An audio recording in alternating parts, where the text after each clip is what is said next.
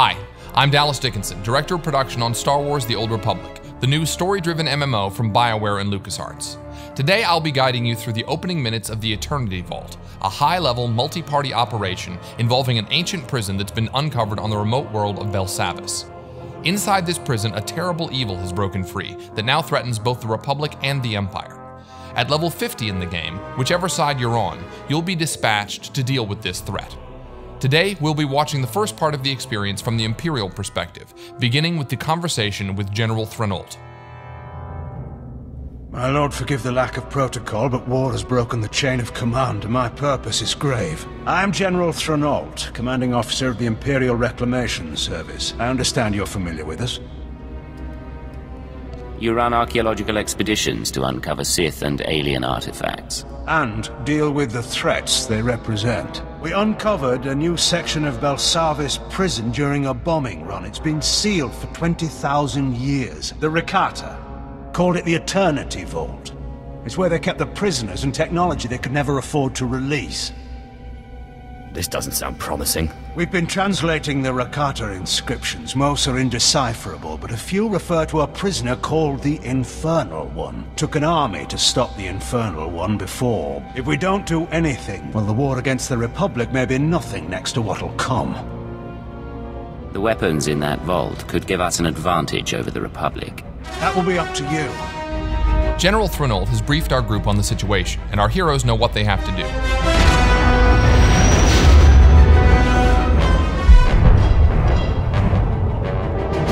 Within Belsavis atmosphere, proceeding to surface. All hands prepare for enemy fire. The Eternity Vault defenses are active. Coming into Belsavis' atmosphere, the Imperial ship has come under fire from the prison turrets and is going down. The players must get to the escape pods. Each player takes his or her own pod to land at different points on the planet's surface. Weather conditions are extreme on this part of Belsavis. Players have to run through the snowstorm to gather up around a burning escape pod. Enter my domain. Children unknowing, they will serve. That voice belongs to the Infernal One. He knows our heroes have come for him, and he has prepared his prison fortress to repel their attack. Our players wisely take a moment to activate any abilities that can give the group defensive and offensive bonuses. They're going to need them. So as the battle begins, you can see the Sith Juggernaut. He's the primary tank for the group, and he's rushing ahead to draw fire from the turrets and the enemy droids. The Sith Assassin is the group's second tank, and he's getting in there also, drawing one of the Eternal Sentinel droids to him with his Force Pull ability.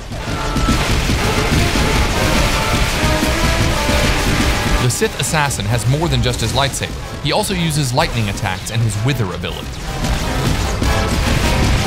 The other members of the group are focusing their attention on the left side turret. These turrets pack quite a punch, so they need to be taken out quickly. Switching to the Sith Sorcerer, we can see that he's come under attack by some of the droids. Fortunately, the Juggernaut blasts by and gets the droid's attention. The Sorcerer gets some healing now from the Agent, who is one of the medics for the group. And now the Sorcerer can fire off some shock blasts and a lightning attack at the turret. The turret has focused its sights on the Mercenary. That white ray means a powerful area of effect attack is coming, so it's good the Mercenary is off to the side. The Mercenary fires off a few Heatseeker missiles, and you can see on the bar that the group is burning down the turret's strength.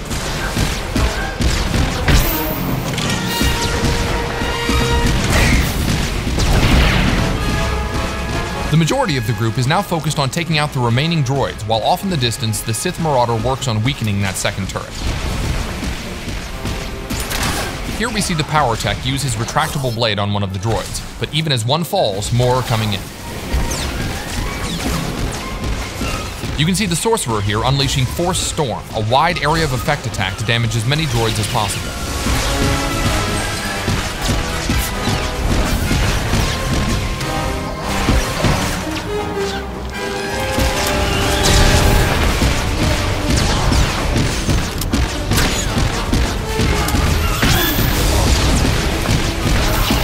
Alright, the last of the droids is down.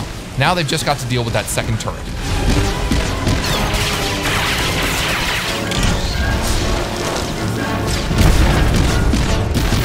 And with one last barrage of missiles, that's down too. My finest creation, machine of machines. Metal enemies welded together, an allied toward Before they enter the Eternity Vault, the Infernal One has another surprise for the group. This is going to be a harder fight. The Sith Juggernaut force charges in to kick things off. We switch perspectives to the Operative, who's already firing off some heals. Note that he's got larger icons to show group members' health, front and center. A nice UI option for medics. So far, so good. The Juggernaut and Assassin are keeping the droid's attention while the others lay down damage from range. The Annihilation droid has laid down a sweep there to blast back the group members who were standing too close. Now here's where it gets complicated. When the droid starts firing off those swarms of missiles, that's deadly. Fortunately, the group knows this, and you can see them taking cover behind the destroyed turret. So most of the group is hiding, but the Juggernaut and Assassin are actually able to withstand this kind of firepower, so they're just charging right back in.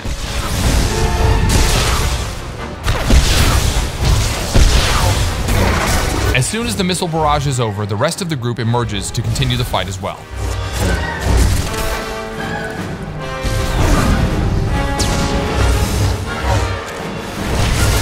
We switch to the Sith Sorcerer, who keeps his distance and keeps a steady flow of lightning streaming out to weaken the droid.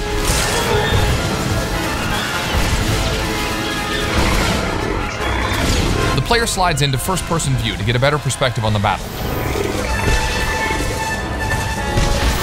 Oh, looks like the Sorcerer got a little too close and got knocked back by that sweeping arm.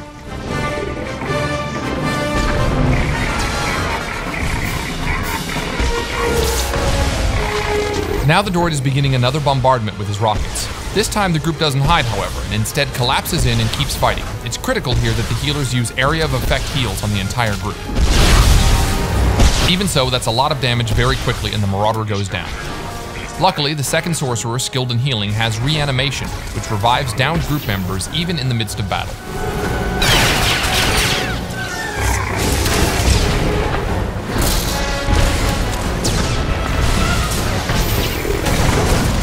The red targeting reticle over our Sorcerer indicates that he's been targeted for a heavy missile attack. This attack will slam not only him, but anyone standing nearby, so he smartly moves away from the rest of the group to take the hit. Methods analyzed. Engaging stone protocols.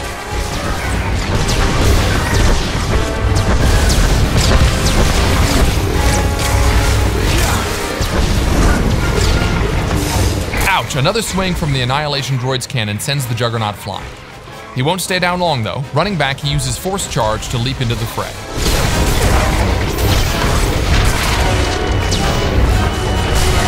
Our heroes maintain their blistering assault, chipping away at the droid's health.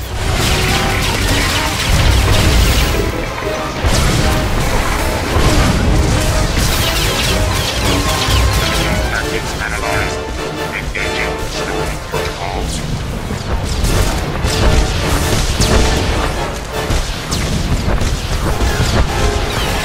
And here the droid is launching another missile barrage, but his health is low, so the group just converges on him. They're gonna go for it.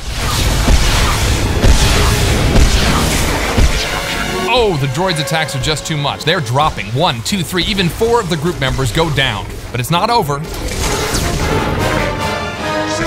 They're so close, and there you go. One final attack from the power tech, and the Annihilation droid has gone down. So that was just a small part of the larger Eternity Vault operation. We hope it's given you a good feel for what playing through the operation will be like for you and your friends. Thanks for watching. We'll leave you now with a sneak peek at what the Infernal One has in store for players inside the Eternity Vault.